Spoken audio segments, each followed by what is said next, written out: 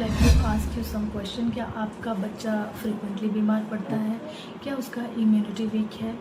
और क्या उसकी ग्रोथ में जो बच्चे का ग्रोथ है या कह लो कि जो माइलस्टोन है वो टाइम पे कंप्लीट हो रहा है या नहीं? सो क्या ये प्रॉब्लम्स आप एज अ पेरेंट्स ऑब्जर्व करते हैं? सो इन्हीं सब क्वेश्चंस को लेते हुए आज हम विटामिन डी को डिस्कस करेंगे। Hello everyone, welcome back to my channel. So आज का हमारा video purely based on mommies, जो हमारे न्यूली मॉम्स हैं या जो अभी प्रेग्नेंट है लेडीज़ या जो नई मॉम बनने जा रही हैं उनके लिए बेसिकली है, क्योंकि I am a mom of 2, so I have experienced of that. So on the basis of that experience I would like to share you some important role play करता है हमारे बच्चों के ग्रोथ में। सो इसलिए वीडियो बिल्कुल भी स्किप नहीं करिएगा और जो है डिटेल्स में जानिए कि क्यों vitamin D is very important for our kids. ये इन्फेंट से लेके टॉडलर से लेके बच्चे से लेके बूढ़ों तक सबको जो है विटामिन डी की बहुत ज़रूरत होती है, स्पेशली इन्फेंट को। आप समथिंग तो विटामिन डी हमारा जो है एक ऐसा विटामिन सप्लीमेंट है जो कि एक इन्फेंट से लेके जो है ओल्ड एज तक के लिए बहुत इम्पॉर्टेंट है। बहुत से पेरेंट्स को लगता होगा भाई vitamin D is important, supplement sunlight है, सनलाइट से जो है बच्चों को विटामिन डी मिल जाता है। लेकिन नहीं, ठहरिए, विटामिन डी भी सनलाइट से हमें उतना इनफ नहीं मिलता जितना जो है उसका डेली रिक्वायरमेंट है विटामिन डी का। सो इसलिए जो है आप देखोगे जो भी न्यूली मॉम है या जो भी बच्चा जो है बर्थ के बाद ही वो पेडियाट्रिशियन रिकमेंड करते हैं उन्हें विटामिन डी के लिए। और इसीलिए रिकमेंड करते हैं क्योंकि हर कोई किसी का पॉसिबल नहीं हो पाता है कि वो जो है अपने बच्चे को सनलाइट दिखाए, या फिर कभी कभी वेदर भी हमारा जो है कुछ बच्चे ठंडी में होते हैं, कुछ बच्चे गर्मी में, कुछ बारिश में, तो all the time it is not possible कि जो है सनलाइट हमेशा रहे। और दूसरी बात, अब फ्लैट कल्चर हो गया है जहाँ पे सनलाइट दिखाना पॉसिबल नहीं है, वो खुला आसमान वैसा। विटामिन डी ड्रॉप्स आप देखोगे कि जो है बेबी के बर्थ के बाद ही पेडियाट्रिशियन रिकमेंड करते हैं विटामिन डी का ड्रॉप्स बच्चे को देने के लिए, क्योंकि सनलाइट से हमें इनफ जितना डेली डोज होता है, डेली रिक्वायरमेंट होता है बॉडी को, उतना जो है विटामिन डी नहीं मिल पाता। और विटामिन डी बहुत इम्पॉर्टेंट रोल प्ले करता है बॉडी में कैल्शियम एब्जॉर्प्शन के लिए। सो इसलिए विटामिन डी बहुत इम्पॉर्टेंट है। बेसिकली ये बच्चों के लिए खासकर जो हमारे इन्फेंट होते हैं, टॉडलर्स होते हैं, इनको बहुत ज़्यादा जो है ज़रूरी होती है। सो इनके डोजेस को जो है स्किप ना करें। पेरेंट्स यूजुअली क्या करते हैं कि जो है उन्हें डोजेस मिलते तो हैं बट वो जो है डोजेस को स्किप कर देते हैं कि it is not that much compulsory, वो सोच के, क्योंकि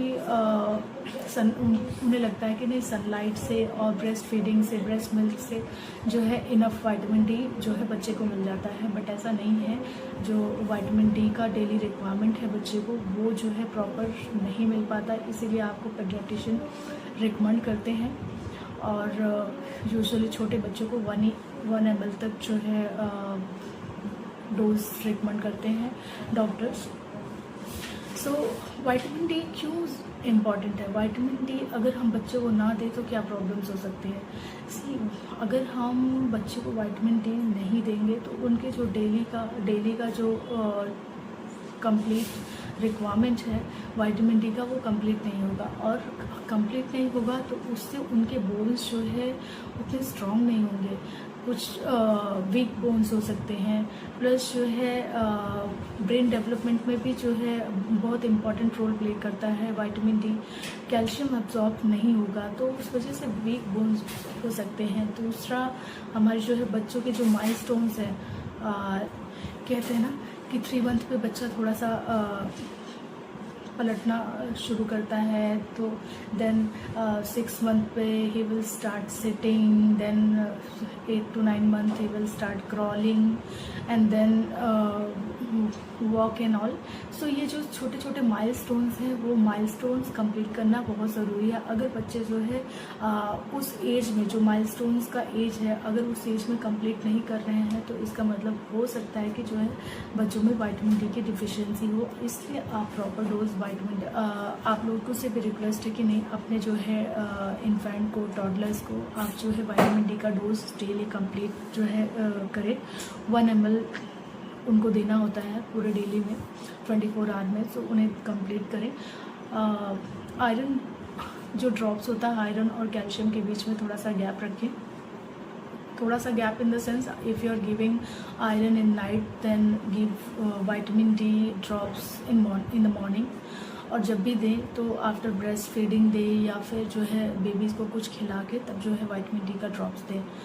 और बाकी जो है आप अपने विटामिन डी का ड्रॉप्स देने से पहले आप अपने पेडियाट्रिशियन से ज़रूर रिकमेंड करें इस चीज़ के। तो कोई भी पेरेंट्स हो, चाहे मैं हूँ, चाहे आप हो, या कोई भी पेरेंट्स हो, वो कभी भी अपने बेबी के ग्रोथ में डिले पाने पर थोड़ा डिप्रेस होता है, थोड़ा वरीड होता है कि क्यों ऐसा हो रहा है। नहीं, मेरा बेबी तो टाइम पे अभी जो है क्रॉल नहीं कर रहा, वॉक नहीं कर रहा, उसके टीथिंग की प्रॉब्लम हो रही है। हाँ, तो टीथिंग की problem is one of the major जो है प्रॉब्लम की विटामिन डी डिफिशियंसी। अगर विटामिन डी डिफिशियंसी है तो आपके बच्चे की टीथिंग भी जो टीथिंग का माइलस्टोन है कि हाँ 9 मंथ पे 6 मंथ पे जब भी आना चाहिए तो वो टाइम पर नहीं आएगा। तो इसीलिए विटामिन डी का जो डोज है वो कंप्लीट करना बहुत ज़रूरी है। अगर विटामिन डी होगा तभी कैल्शियम का अब्जॉर्प्शन होगा, और कैल्शियम का अब्जॉर्प्शन होगा तो आपके बच्चे का भी जो आपके बच्चे का बोन्स जो है वो स्ट्रॉन्ग होगा। सो विटामिन डी ज़रूर दें बच्चों को।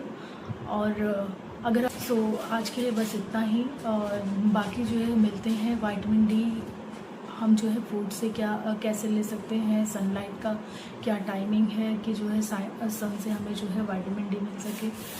दूसरा, क्या ऐसे नेचुरल सोर्सेस है जहाँ से जो है हम विटामिन डी अपने बच्चों को दे सकते हैं। फूड से कैसे दे सकते हैं बच्चों को, क्या क्या ऐसे फूड्स हैं जिससे जो है बच्चों को विटामिन डी मिल सकता है, ये हम जो है नेक्स्ट ब्लॉग में डिस्कस करेंगे। अभी आज के लिए बस इतना ही। बस इतना ही। हेल्दी रहें, बच्चों को हेल्दी रखें। हम मॉम्स का मेन मोटिवेशन यही होना चाहिए कि जो है हमारे बच्चे हेल्दी हों।